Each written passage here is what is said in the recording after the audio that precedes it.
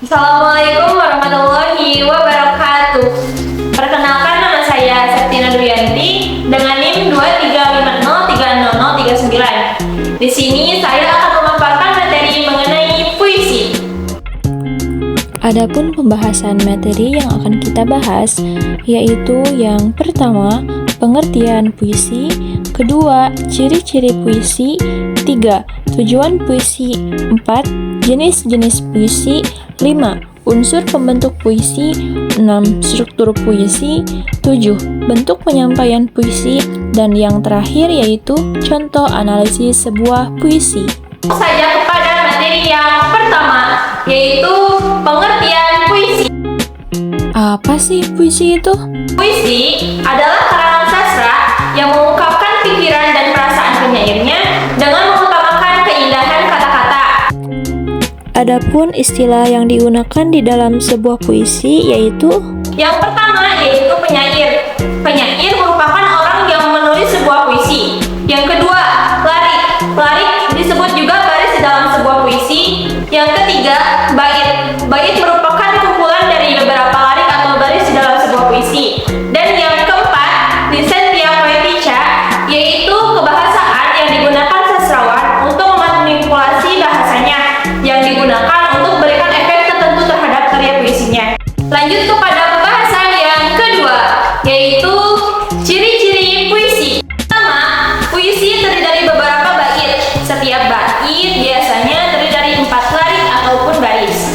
Yang kedua, puisi menggunakan diksi. Diksi di sini digunakan untuk memperindah bahasa yang termuat di dalam puisi. Yang ketiga, yaitu pada puisi tertentu, diksi pada puisi kerap memperhatikan rima.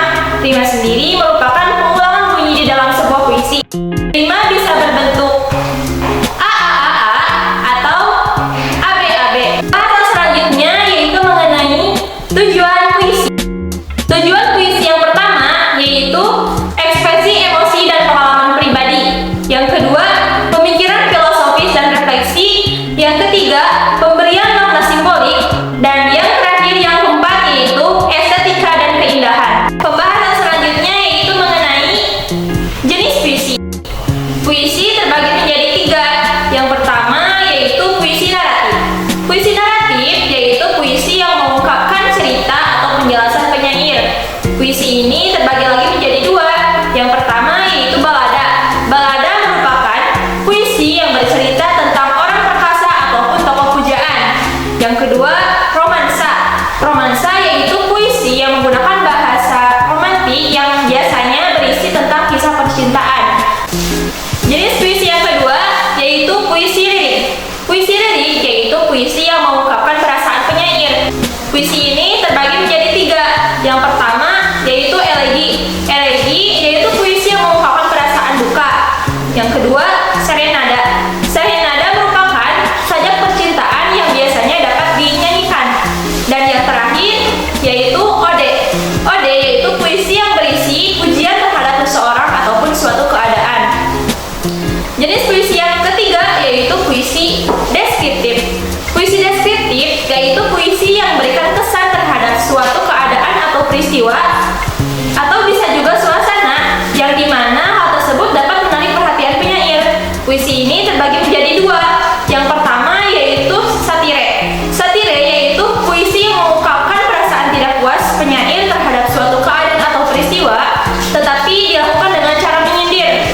Dan yang kedua yaitu puisi kritik sosial. Puisi kritik sosial yaitu puisi yang memberikan perasaan tidak puas penyair terhadap suatu keadaan atau peristiwa, tetapi dengan memberikan ketimpangan yang terjadi. Pembahasan yang kelima yaitu unsur pembentuk puisi. Yang pertama yaitu majas dan irama. Apa sih majas dan irama itu? Majas merupakan bahasa kias yang digunakan untuk menciptakan kesan tertentu bagi pembaca ataupun pendengar puisi.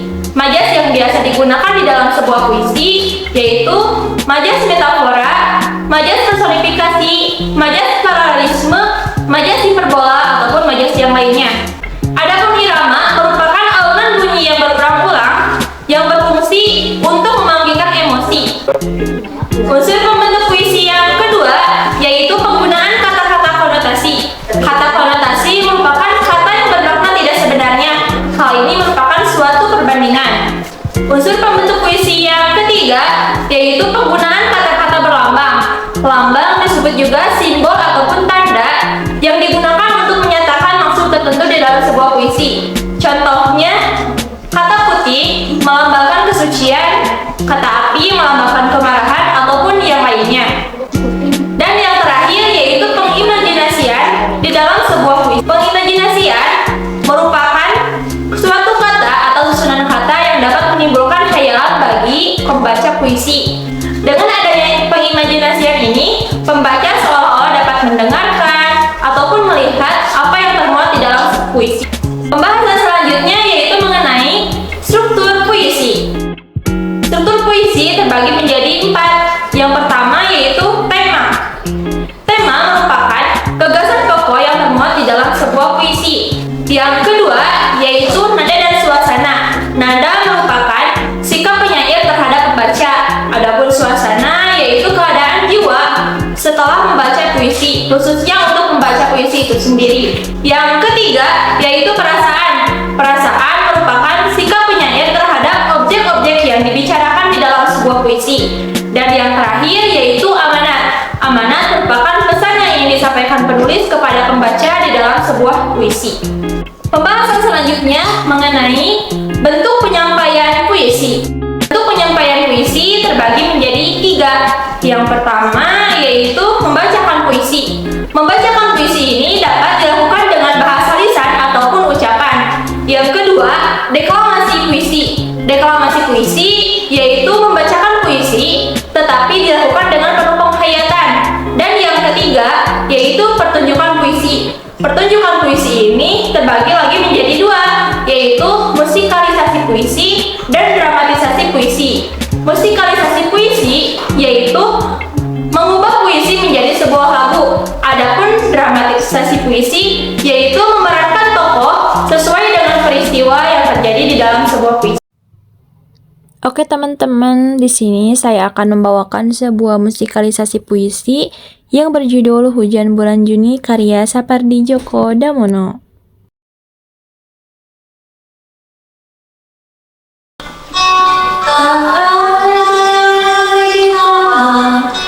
Dari hujan bulan Juni dirahasiakannya rindunya kepada pohon berbunga itu.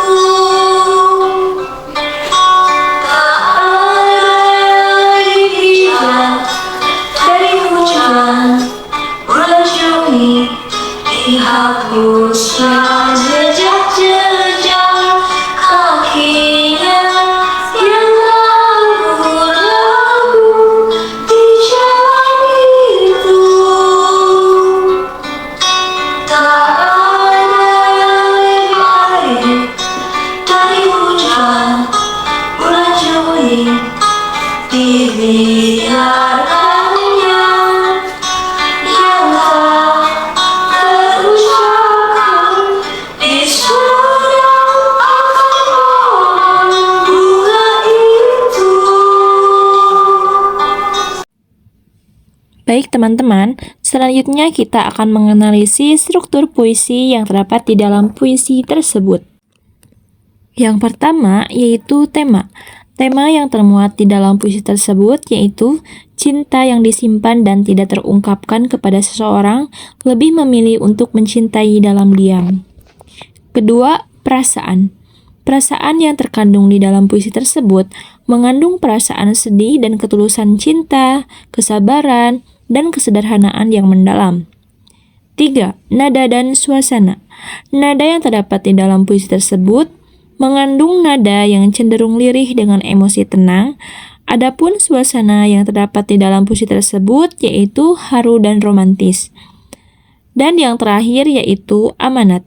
Amanat yang termuat di dalam puisi tersebut mengandung amanat yaitu kebesaran hati untuk menahan dan menyembunyikan rasa serta kearifan untuk tidak memaksakan kehendaknya. Cukup sekian pemaparan materi dari saya. Di sini saya akan menutup pemaparan materi ini dengan sebuah quotes. Cara termudah jadi pandai adalah belajar dari hal terbodoh yang pernah kamu lakukan. Wilson Kennedy. Demikian semoga bermanfaat untuk kita semua. Wassalamualaikum